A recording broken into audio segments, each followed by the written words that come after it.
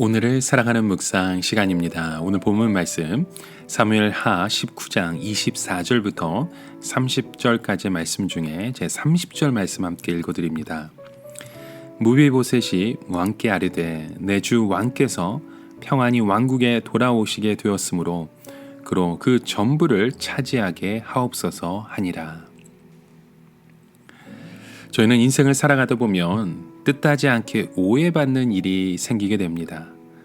오해는 말 그대로 나의 의사와 관계없이 잘못 해석하거나 나의 행동이나 말을 잘못 알게 됨으로 인해 발생하게 되는 것입니다.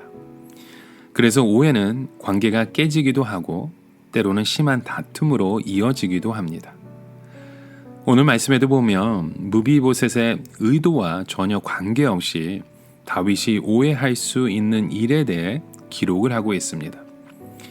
왕궁으로 다시 돌아온 다윗은 당연히 무비보셋이 자기 편에 설 줄 알았는데 함께 길을 떠나지 않았기 때문에 많은 오해를 갖고 있었던 것 같습니다.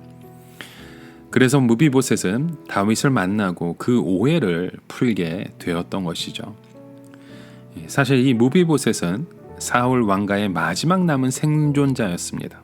그리고 다윗과 요나단의 약속의 이행으로 무비보셋은 다윗에게 큰 은혜를 입었던 사람입니다. 그래서 이 무비보셋은 다윗이 압살론의 반역으로 피난길에 올랐을 때 함께 동행하는 것이 마땅하다고 생각될 수 있습니다. 그렇지만 이 시종 시바의 속임수 때문에 다윗을 따르지 못하고 오히려 다윗을 대적하는 사람으로 오해를 받게 되었던 것입니다. 그래서 무비보셋은 그런 오해를 풀고 다윗을 영접하고자 예루살렘에서 요단강까지 내려오게 되었습니다. 다윗을 만난 무비보셋은 이렇게 고백하죠. 왕이 떠난 날부터 평안히 돌아오는 날까지 그의 발에 맵시 내지 아니하며 그의 수염을 깎지 아니하며 옷을 빨지 아니한 모습이었다고 말합니다. 이는 다윗의 피난에 대해 죽을 만큼 슬퍼한 모습을 그대로 보여주었던 것입니다. 다윗이 피난할 틈을 타서 사울 왕가를 재건하려는 마음도 전혀 없었던 것이죠. 이러한 진실된 모습을 그가 그대로 다윗에게 보여주었던 것입니다. 자, 이렇게 무비보셋이 예루살렘에 와서 다윗을 맞을 때 다윗 왕이 그에게 묻습니다. 무비보셋이여, 내가 어찌하여 나와 함께 가지 아니하였더냐? 다윗은 무비보셋으로 하여금 함께 가지 않았던 정확한 이유를 듣지 못했기 때문에 이런 질문은 이상한 질문이 아니었습니다. 그리고 무비보셋은 기다렸듯이 함께 가려 했던 마음과 시바의 속임수에 낱낱이 고하게 됩니다. 그 말씀이 16절과 27절 3간절의 말씀입니다. 내 주 왕이여, 왕이 종인 나는 다리를 절므로 내 나귀의 안장을 지워 그 위에 타고 왕과 함께 가려고 했더니 내 종이 나를 속이고 종인 나를 내 주 왕께 모함하였나이다. 그리고 무비보셋은 다윗의 처분을 따르겠다고 말합니다. 사실 무비보셋은 혼자서 안장을 지을 수 없어서 시바에게 준비토록 했습니다. 그런데 시바는 나귀의 떡과 건포도와 포도주를 싣고 혼자 다윗에게 가서 무비보셋이 자신을 속였다고 거짓말을 했던 것이죠. 결국 모든 것이 드러나고 무비보셋에 대한 오해가 풀리게 되었던 것입니다. 이런 모든 상황을 들은 다윗은 내가 어찌하여 또 내 일을 말하느냐라고 말합니다. 자, 이 말에 대한 해석은 다양하게 들릴 수 있습니다. 무비보셋이 언급한 과거의 은혜를 받았던 일에 대해 왜 또 말하느냐라는 의미일 수도 있죠. 이는 이제 사건의 전말이 드러났으니 더 이상 말할 필요가 없다는 의미로 해석할 수도 있습니다.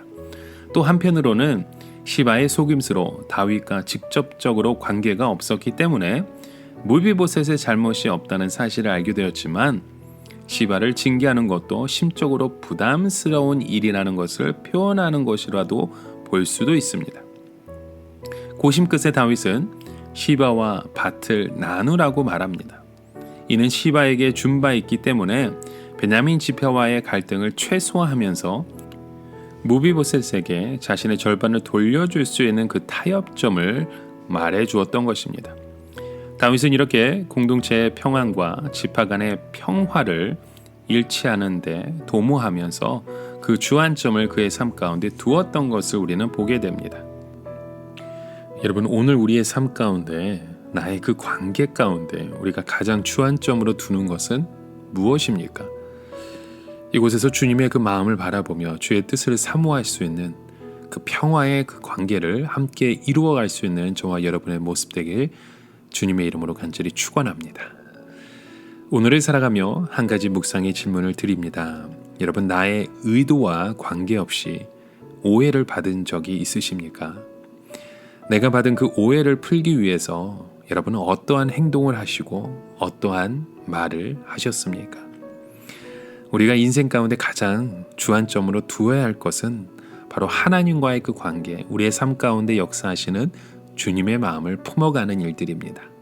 때로는 그 오해의 관계 가운데서도 우리가 주의 마음을 품으며 주님의 사람으로 주의 사랑을 전할 수 있는 저와 여러분의 모습 되길 간절히 소망합니다.